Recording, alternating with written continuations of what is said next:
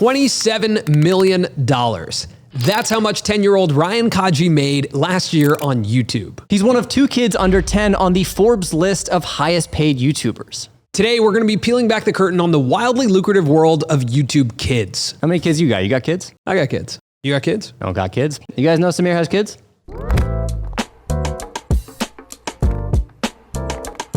Whether you make kids content or not, this applies to us and all creators, because whenever you upload, you have to check off that box. Is this video made for kids or not? And we always choose that our videos are not made for kids. I didn't really think about it. I was just like, yeah, we don't make videos for kids. But they're not made for kids. Right. You know? Yeah. And a lot of kids watch YouTube. So by checking that box, are we keeping ourselves from millions of views? Or potentially billions. I mean, Ryan's Toys has a video with over 2 billion views. It just says 2B. They don't even have room for the rest of the numbers. In total, his channel has 50 billion views. And in comparison, our channel right now has 153 million. And 5 out of the top 10 most viewed channels on YouTube are made for kids. Should we be checking that box or not? Until making this video, I never thought about that. We'll get into that later. First, let's talk about Ryan's World. So when we say Ryan's World, that's the main channel. But there's actually 10 different channels, and he makes his money in a variety of ways. He does brand partnerships. He has a licensing deal with toys that can be bought at Walmart, merchandise. He is on traditional TV networks like Nickelodeon. He's everywhere. Where did Ryan even come from? So he grew up in Houston, Texas. Okay. At 3.5 years old, he uploads his first YouTube video, or his parents do. He uploads it, or his parents take a video of him Got it. Opening toys. Hi, Ryan. Hi, Mommy. And that's his first video.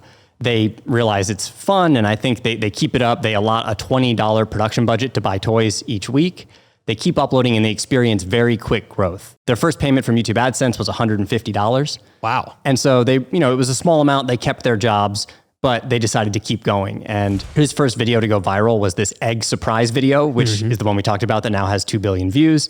And his family has started a production company. Parents have quit their job. This is their full-time job now.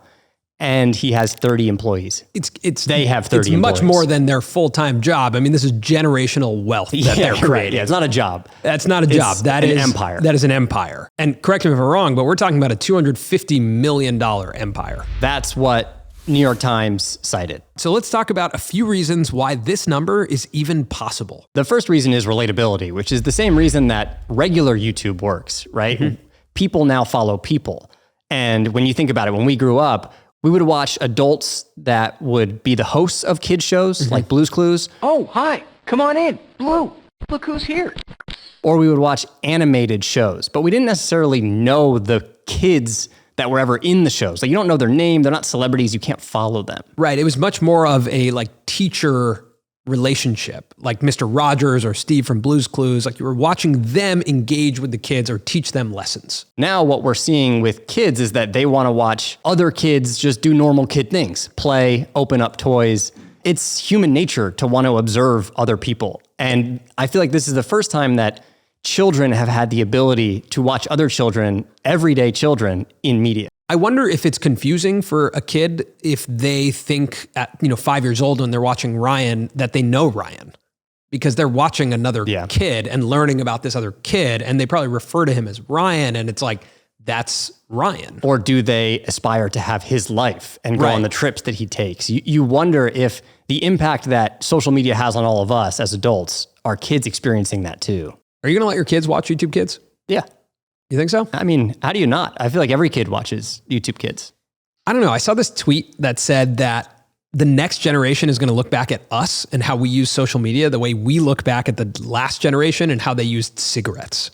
Like how they were smoking cigarettes all the time on airplanes, indoors, just constantly needing a cigarette. Yeah. And then I thought about my own social media usage and how it's just such a natural thing that I do to just go to social. Yeah. I think there's some truth to that. And the same way that cigarettes were regulated, social media will have to be regulated, and it already is, right? Like it's already under scrutiny a lot. I think for the most part, a lot of parents are unhappy, right? Like, where's the contingent of parents who are like, yes, social media is great for my children? I mean, I think that's why YouTube Kids is a step maybe in the right direction, just because it's more of a kid-specific environment. Well, I think it's also just a slow evolution, right? Like YouTube Kids, YouTube didn't come out of the gate with a great solution for YouTube Kids, and there were a lot of problems.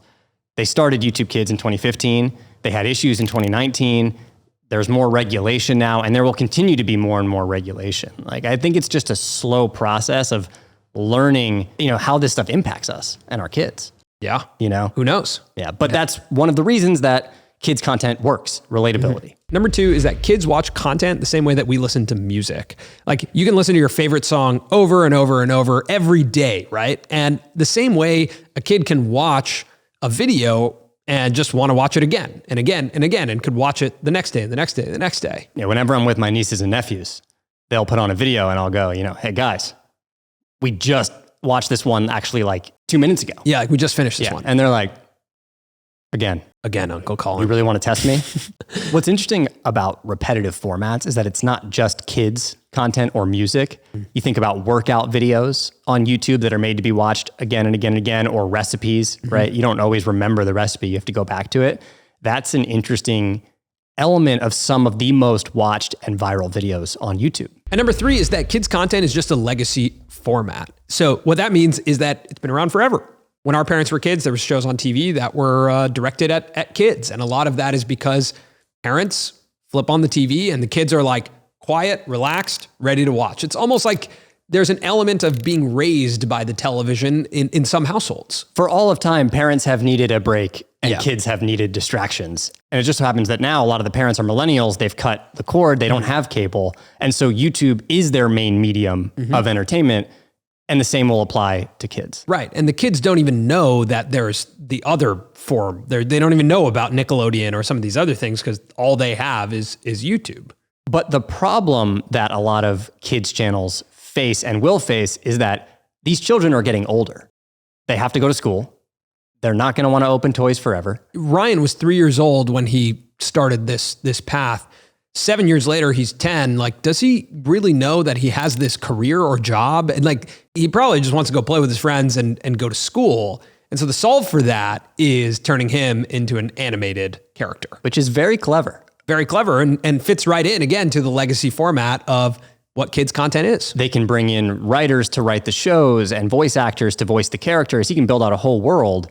And now he is the next generation of Nickelodeon, right? But it started with the relationship that he's built with these kids. And if you're going to talk about Ryan's world, you can't not talk about Like Nastya, which is a Russian kids creator with 250 million subscribers across 15 channels, started in 2016 and now is making $28 million off of YouTube. I mean, 86 million subscribers is crazy on one channel. Her content's translated into 8 languages. She's global. She has an NFT collection with Gary Vee. I don't know how that works. I don't know if you can say that she has the NFT collection, but like her empire, her brand. Honest, that doesn't feel relevant to kids. No, it doesn't. No. One thing to note about kids channels is that not only are you getting access to, the kid, but you're also tapping into the parents. Because if a kid is watching Like Nastya or Ryan's Toys, they're turning to their parents and being like, Ryan opened this toy. I would like it now.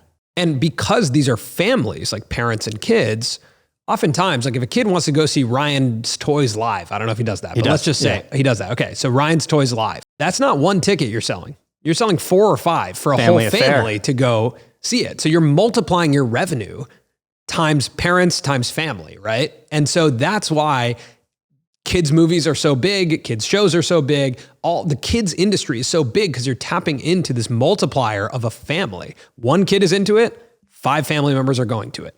But the interesting thing, so these kids channels are making unbelievable amounts of money. But the interesting thing is that the YouTube that they're uploading to is not the same YouTube you're watching right now. I didn't realize that at all. Completely different app, completely different website, YouTubeKids.com, whereas we're on YouTube.com. You can't even find us in YouTube Kids. Because we don't click Made for Kids. Because we don't click Made for Kids, but you can find a lot of other creators. Out of the top 10 highest paid YouTubers of last year, 7 of them can be found on YouTube Kids. And not all of their main channels, but their gaming channels, right? Like you can find them. Mr. Beast Gaming is on there, but we couldn't find Mr. Beast. Dude Perfect is on there. Preston Plays is on there. The NHL is on there. Oh, can you just subscribe? Help us pass the NHL, please, and subscribe, and we'll move on. I don't want to think about them anymore. Moving on. It's a playful interface that looks totally different, but has some similarities. It's like a my first YouTube situation where you can watch NBA highlights, you can watch Mr. Beast gaming, you can watch all of these videos that feel very colorful and made for kids. You cannot see view counts. You can't comment on a video. There's not really the same like recommended videos as there are on YouTube. And there are much stricter guidelines on how these videos can be monetized. So the way we got into YouTube Kids, you get to this page where it's like, I'm a kid or I'm a parent. So we set up a parent account, and then you can set guidelines for the different kids accounts, figure out which age group they should be in. And one of the main reasons it's so different is because there's different rules on how you can engage with kids online from an advertising perspective. And a lot of what YouTube looks like today, and even why we have to check off made for kids or not, is in response to 2019 when YouTube was fined $170 million for collecting data about kids on YouTube Regular, right? So they had YouTube Kids, but they didn't have that option to check the box. Technically, you have to be 13 years old to use YouTube. Yeah. But that's pretty hard to track because people are using their parents' accounts and whatnot. So creating the YouTube Kids app creates an environment that's specific to kids, that parents can say, okay, this is my YouTube, that's my kid's YouTube. And the reasoning is that kids under 13, their brains aren't properly evolved enough to evaluate whether they want or need something. So you should not be advertising at them in a certain type of way. But it's a little confusing to me because isn't Ryan's Toys advertising? Yeah, I guess it's kind of a gray area. If he gets paid to unbox a toy, isn't that a situation where a kid is like, I want that toy. I really want that toy. But the fact that it is a gray area is probably why a lot of the top creators are clicking off made for kids. Because as they look at it, why not gain the viewership from this totally separate side of YouTube where creators are getting 2 billion views on a single video? There's advertising on YouTube Kids. Like there are ads that play before the videos. So you got to imagine like 2 billion views for Ryan, that's going to do really well. And you're just increasing the potential audience size. I mean, how many people use YouTube Kids? YouTube is used by 69% of US kids, 74% of kids in the UK, and 88% of kids in Spain. So there's a lot of kids on YouTube. Yes. Bottom line, globally, there's a lot of kids on YouTube. Yeah. We interrupt this program to bring you a special report. This is a clip of a balloon that I pulled for Colin's birthday, which was last week. And that clip is from Storyblocks, and they're the sponsor of today's episode. Storyblocks has everything from footage to audio, sound effects, and even After Effects templates. You can literally make an entire video with just the content you find on Storyblocks. They even have these awesome cartoons that you could use if you wanted to start your own kids channel. With their flexible subscriptions, you can find a plan that works for you, whether you're a creator looking for footage or a business looking to level up your videos. They actually even have an editing software on the site called Maker to help you take their footage and turn it into fully edited videos. Storyblocks is also investing in making their library more diverse with their Restock initiative. If you've been watching our channel for a while now, then you know that Storyblocks has been sponsoring us since the beginning. We've actually were customers of Storyblocks before they started sponsoring us. So head over to storyblocks.com/Colin and Samir, check out their library, check out all the footage, the sound effects, After Effects templates, make your videos better with Storyblocks. And now back to the show. So one thing that I think is a really big deal for creators is that if you are on YouTube Kids, if you do click off, yes, it's made for kids, and somehow get accepted to the YouTube Kids app, someone as early as 5 years old or even younger can start watching some of your content and get familiar with your face and get familiar with your style and who you are. So let's take Mr. Beast, for example. So people are watching Mr. Beast gaming at 5 years old. As they age up, they can age up with Jimmy's content and all of his other channels. So let's say after they're 13, now they're like, I really like that guy, Mr. Beast. Now I get to watch Mr. Beast's main channel where he gives away $1 million. Now I get to watch Beast Reacts. Now I get to watch this whole other world of Mr. Beast. And that creates a lifelong fan. You can watch Mr. Beast from when you're 5 years old all the way to when you're 30. It's an important thing to think about as a creator. Is your content actually made for kids? Is that a pipeline that you can exist in as well? Because then you do have access to a much larger audience pool that could be with you for years and years and years.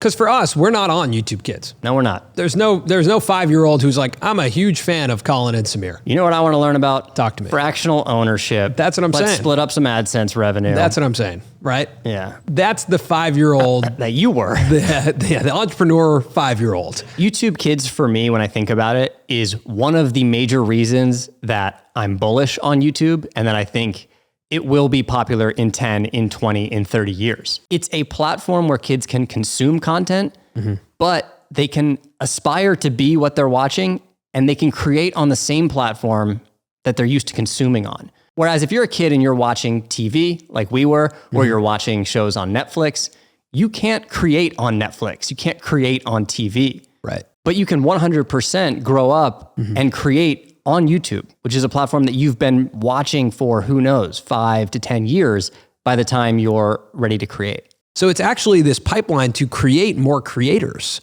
And when you look at the kids who are using YouTube Kids right now, when they grow up, most likely that's the reason that they all want to become creators, is because they grew up watching YouTube. When I watched Rocket Power, I just wanted to be in Rocket Power. Right. But I couldn't. But you couldn't. I tried. But I couldn't. So the longevity of YouTube, if you had any question about it, you just have to look at YouTube Kids and you recognize this is a serious wave that's coming where all these kids are growing up exclusively on YouTube. So those are our thoughts on YouTube Kids. Thanks to Storyblocks for supporting the episode. And make sure to subscribe to the channel so we can pass the NHL in subscribers. Cheers.